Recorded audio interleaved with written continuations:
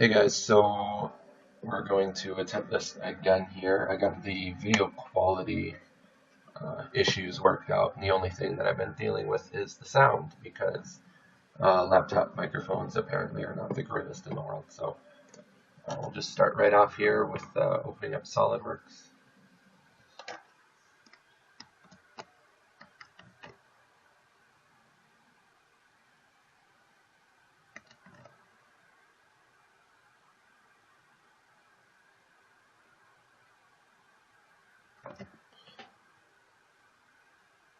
Alright, so I have one part pre-made. Um, you know what, for the sake of the video, I'll just start a new one here. So we'll go new part. We got part highlighted, okay. Basic stuff. Loading. I apologize. With using the video recorder, some of this might be going a little bit slow, but I'll still try to keep video lengths short. So, number one thing, to run a simulation, we're going to have the Simulations tab up here. So you can right-click on any one of these here. You can click the SolidWorks add-ins. And then in here, you can open up the simulations there. Otherwise, you can go into Tools, run down to Add-ins, and just click here, SolidWorks Simulation. Check OK, and that should load up and pop up here in a second.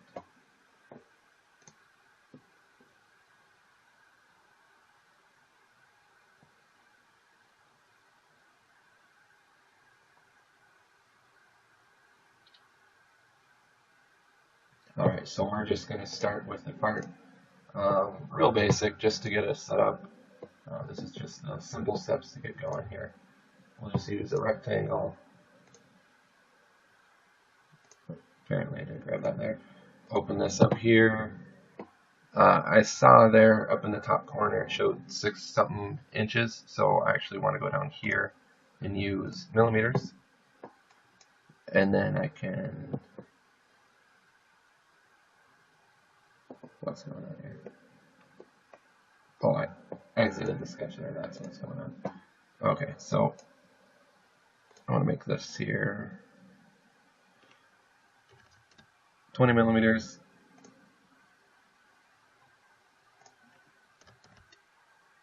$100 millimeters,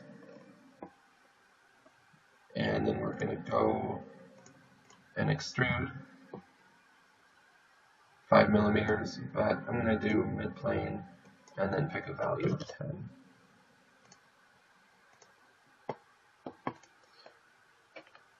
Alright, so simple bar we got going on here. I'm just going to pop this into simulation, new study. We're going to name this. We'll do dual loads.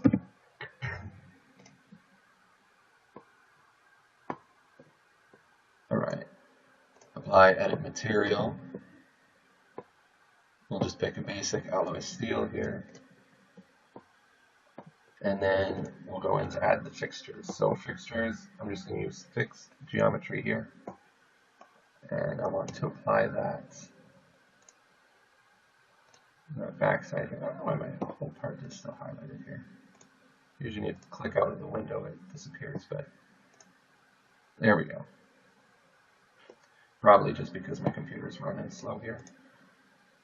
So we're going to put a force then on this face, but I want to pull on this face.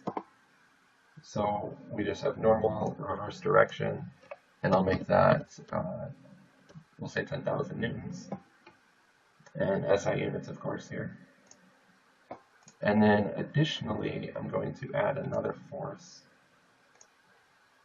on this face, and we'll just make this 2,000 newtons pushing downwards. So we'll just say it's some beam fixed at one end and it's got some weight on it and you're pulling it, just something to see some result here. So simply just to get the simulation run, you have to create a mesh. We'll go in here and create mesh. I'll do a separate video detailing the differences between doing coarse or fine. So here we're just going to leave it basic.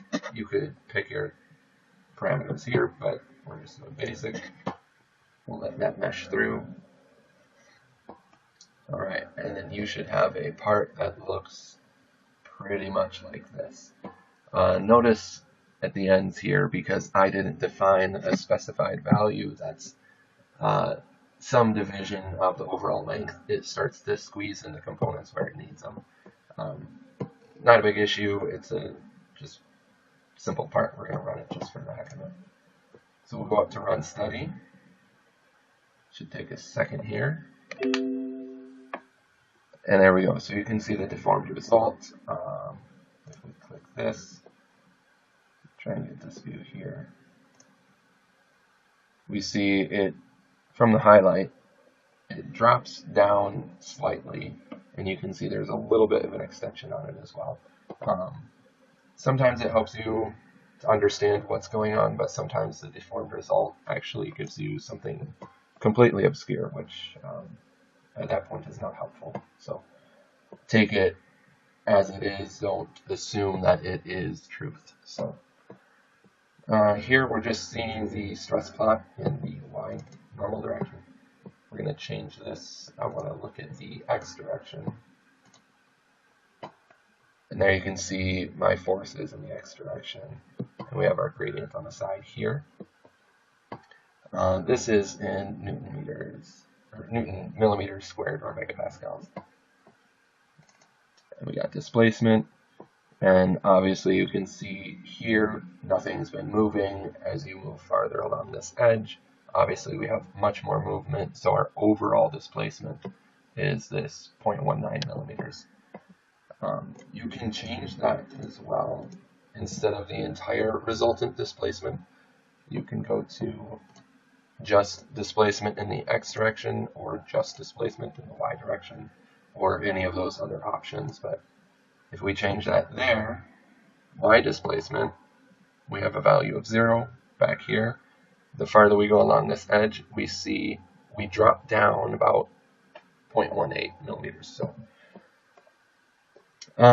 that's just the basics, running a simulation, seeing some results. I'll do separate videos on meshing and sensors and some of the other important things you might need to know for static simulation. So that's good for this one.